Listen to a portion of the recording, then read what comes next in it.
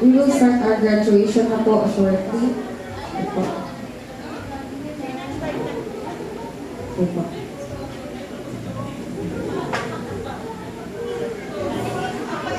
Good afternoon, everyone. Welcome to a very special and meaningful event, our Life Class Graduation 2025. I am Sister Joey Valdez, And I'm Sister Arabella Tarayo. and we are your Master of Ceremony for today. We are so glad you could join us as we celebrate not just a milestone but a journey of transformation, obedience, and deeper discipleship. Today is more than just a ceremony, it's a celebration of lives changed by the power of God's Word and hearts set on following Jesus. To our graduates, congratulations! You have made it through a season of learning, growing, and being equipped to be true disciples of Christ. This is only the beginning. To begin our program, let us all stand as we welcome the graduates of Life Class 2025 with the Graduation March. Let us now proceed to the individual calling of our graduates. As your name is called, please step forward with confidence, for you have worked hard for this moment. Please remain standing while others are still being called. Aguilar Ednaline, Ardeles Josephine, Arofo Shaira, Baltiza Bernadette, Bartolay Maria Anagay, Batayo Princess Anne, Batayo Rhea May, Bonete Enaline, Buenaflor Angelita, Buenaflor Maria Luisa, Capote Aces Lian, Cacus Ibrahim, Cinco Angela, Coraje Dayan Pearl, Guardado Mika, Crisologo Rachel Ann, Crisologo Shelby, Dakuba Anika, Dalida Sabina, Demesa Christine, Javier Andrea,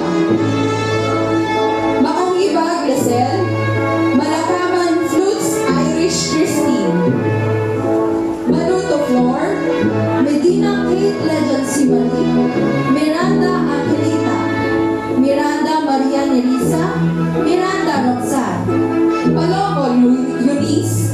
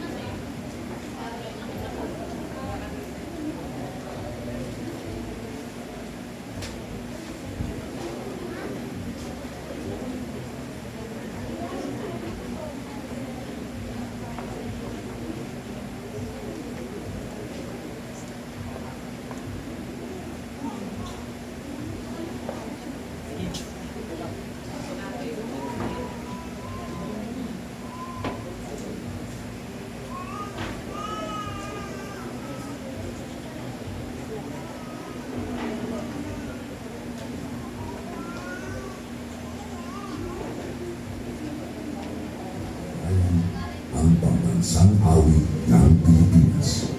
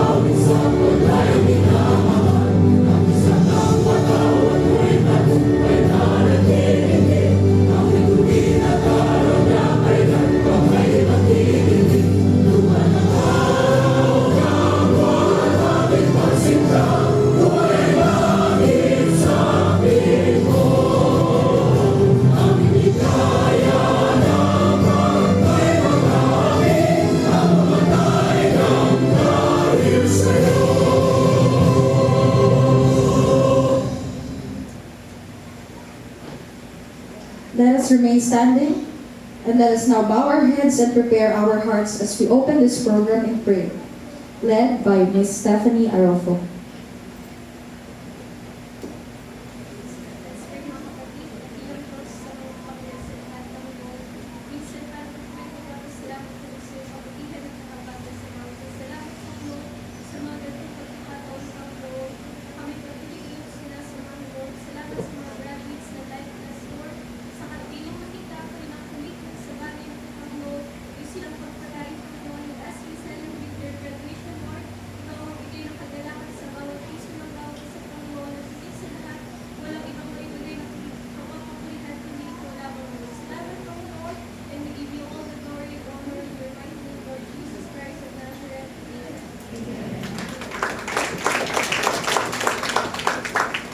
Ladies and gentlemen, you may now take your seats.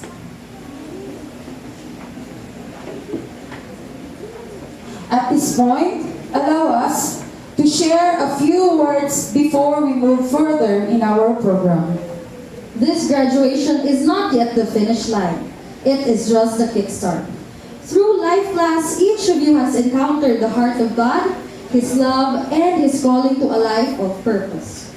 We've witnessed how God has moved in your lives, restoring, healing, and empowering. And today, we rejoice with heaven over every step you've taken forward towards Him. We encourage you to keep growing, keep obeying, and keep pursuing the calling to make disciples. What started in the classroom is meant to go into the world. To further inspire us, let us now listen to a powerful message from someone who has faithfully walked the journey of discipleship herself. Let us all welcome Pastor Mary Pases for the words of inspiration.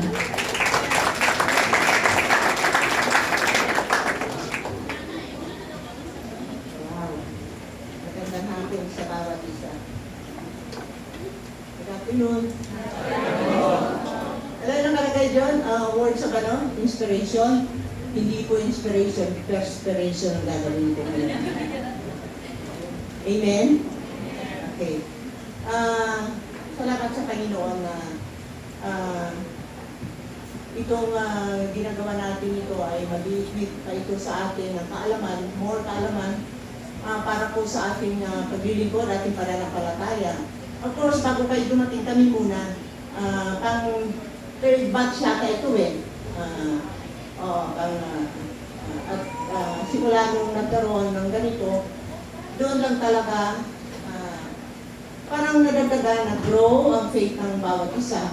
Sino dito yung, ano ito, first time ba ito ng Talawan? May nag-graduate tayo, so pangalawang batch dito ito ng Talawan. Okay, sa Tala ko ay, ano ito, third batch. Mga kapatid, bakit natin ito ginagawa? Para syempre, madagdagan ang ating kaalaman patungkol po sa ating relasyon sa ating Panginoon. Kasi hanggang hindi po talaga tayo naturuan na maging disciple, hindi po talaga tayo magiging maayos sa ating pananampalataya. Naniniwala kayo doon? Hanggang hindi po tayo talagang totoo naging disciple, hindi po tayo magiging faithful sa ating pong paglilingkod. Nakakalungkot nga lang mga kapatid, kasi nagtatanong ako, ito ha, I'm sorry. Ilan ang umaatin ng midweek sa Talawan? Sa mga estudyante na nandito, umaatin kayo ng midweek? Taas ang kamay nang nag-atin ng midweek. Yung Wednesday at Friday. Ilan lang yan? Wow! Baba. Ilan ang taga-Talawan dito? Taas ang kamay. So, marami rin. Bakit hindi kayo dumadalo ng midweek? Kasi mga kapatid, itong ano na ito, dito tayo matuturuan ko talaga marunong tayo sumunod sa ating sinumpaan, sa ating Panginoon. Dahil mga kapatid, hanggang hindi po tayo nagpapasakop sa katwiran ng ating pong Panginoon, never tayo na mag-grow spiritually. Ang midweek mga kapatid, kasi kung ating pong maunawaan, ang Sunday given po yan mga kapatid. Yung Hebrews 10:25, yun po yung midweek na huwag nating nalilitaan yung pagtitipon na hindi katulad ng iba, di ba? So yung mga hindi nagal, kasi dito talaga yung namin yan mga kapatid, napaka hindi ka makatin ng midweek, ay talagang wala kang ministry. Hindi ka, wala kang marapatan tumayo tayo sa pulpito, hindi ba tayo nag-midweek? Amen? Ano natin ano tayo magsusumlit, magano tapos wala, hindi ba tayo sumusunod sa patakaran ng Panginoon? So yung mga kapatid, kaya sabi ko hindi ito inspiration.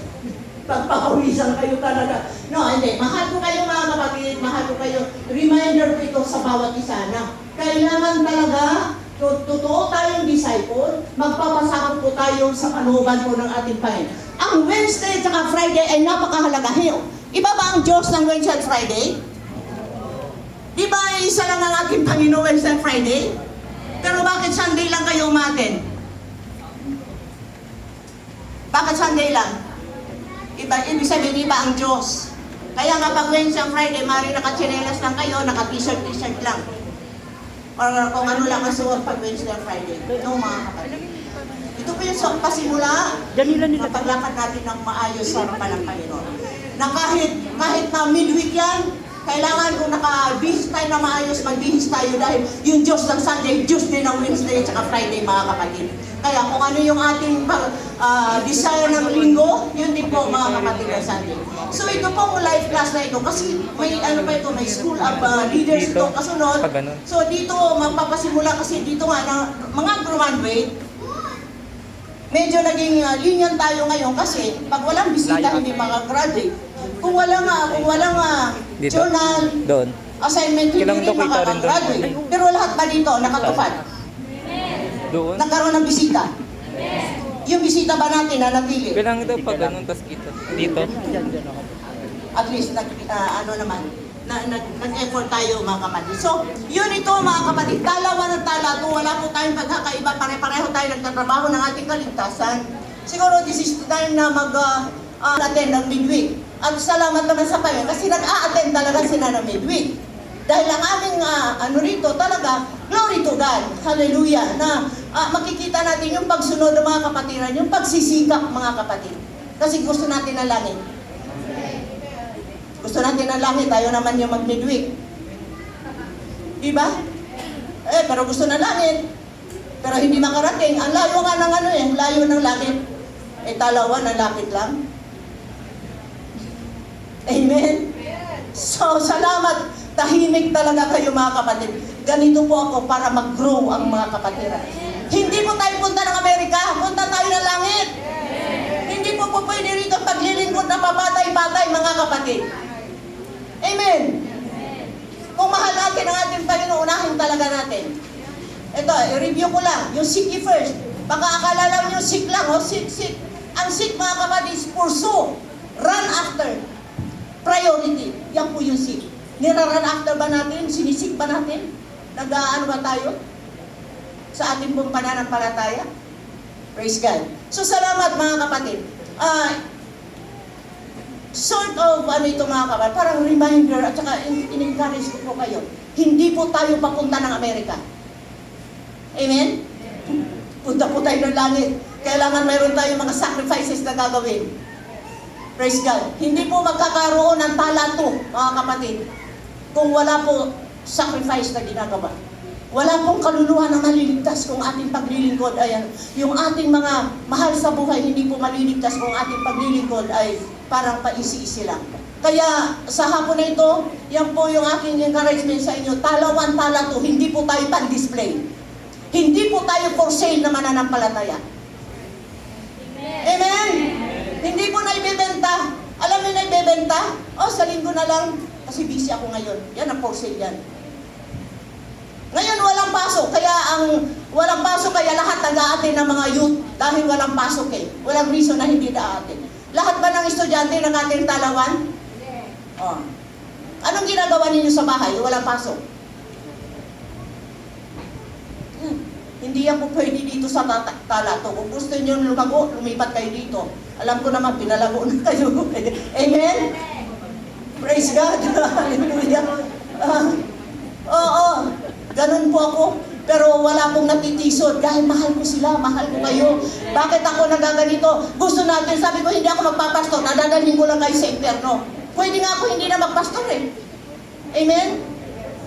Pero dahil sa ito ang ginawa, ang ng Panginoon, kaya nagpapatuloy tayo sa tulong ng bawat isa, kasi ang sikreto ng paglago ng panambahan ay nasa atin, nasa bawat isa.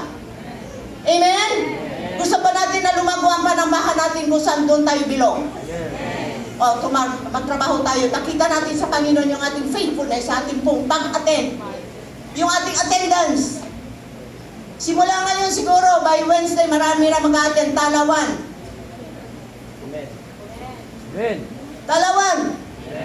Minsan pumunta ako na may service, andun sa likod, may nag-EML.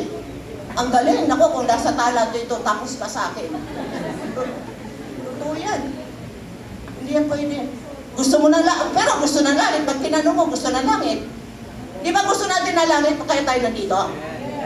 Pwede ba makarating sa langit? Yung gano'n na paglilingkod? Hindi po. Hallelujah. Okay pa ba kayo dyan? Amen. Talato, hindi. Kasama naman din talato. Oo. Lahat. Pati talato. Dahil mayroon din mga pasaway na talato. Ay, sino may pasaway dito na talato? May pasaway ba? Taas ang kamay ng talato. Hindi, kasi itong mga nandito, mga nag-a-attend kasi ito ng midweek. Wala kasi ngayon, yung mga hindi lang nakaka-attend talaga, katulad si Doktora, hindi talaga nakaka-attend ng midweek kasi may clinic siya. So, ang ano ko na lang talaga dahil walang choice, pero kung wala naman kayong mga, hindi naman kayo pumapasok araw-araw na hindi kayo makalis, oh siguro, bahala na ang Panginoon. Pero kung nasa bahay lang naman tayo, kasi lagi po ako midweek nagre-remind talaga na support natin ang midweek mga kapatid. Kasi doon po nakikita yung faithfulness ng bawat isa. Hindi po linggo. Kasi given po yung linggo na yan. Linggo kahit na sino sumasamba pag linggo. Yung midweek doon po nakikita ng Panginoon yung ating katapatan. Yung support po natin sa gawain. Amen po ba? Amen. Hindi kayo galit? Hindi po. Praise God. Baka mamaya hindi nyo na ako babatiin ha. Hindi, mga kapatid. Reminder lang po ito. Kung paano ko nire-remind natin sarili, ganun po ang bawat isa. Kung paano nire-remind ko yung aking mga anak, ganun din mga kapatid. Nasa atin na lang talaga yung pagsunod. Talaga dahil hindi naman lahat ng reminder na susunod talaga. Pero lagi ko po sinasabi mga kapatid, langit ang gusto natin. Bakit tayo nag-aral? Bakit kayo nag-aral? Anong dahilan bakit kayo nag-aral? Para matuto. Yes, para matuto yung ating sarili, mag-grow tayo sa ating Panginoon at sisigla tayo, mas lalo pa tayo magagamit mga kapatid. Kaya salamat po sa hapon na ito at wag po kayong manghihimagod sa pagsunod sa ating pong Panginoon. Kasi yung kaligtasan ng ating mga mahal sa buhay ay nakadepende po sa ating pagsunod sa Panginoon. Salamat sa tanghaling sa hapon na ito at alam ko kung paano niyo pinagsikapan ito. Ang ganda nga ninyo tignan eh. Alam ko rito may 2 beses na nag-graduate dahil nag-graduate sa secular pero mas mahalaga ito mga kapatid. Diba? Kasi ito, pagka-graduate natin, magdadala tayo ng kaluluwa sa langit.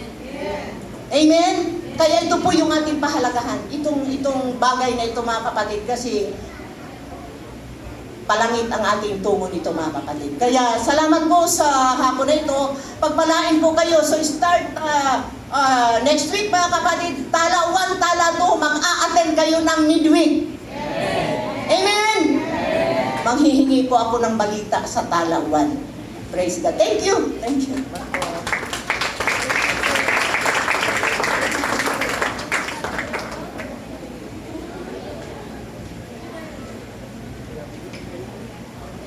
Thank you, Pastora Mary, for that word of perspiration and inspiration. Thank you so much, po. We would also like to take this moment to honor those who made this journey possible. To all our Life Class officers and team members, thank you for your dedication and service. Let us now present our tokens of appreciation. May we call on our Life Class officers, administrators, facilitators, and teachers to receive our little gift of appreciation. May I call on Pastor Mary Pasis, Pastor Femenina Pasis, Sister Jenaline Acolan, Sister Jeneline Escandor,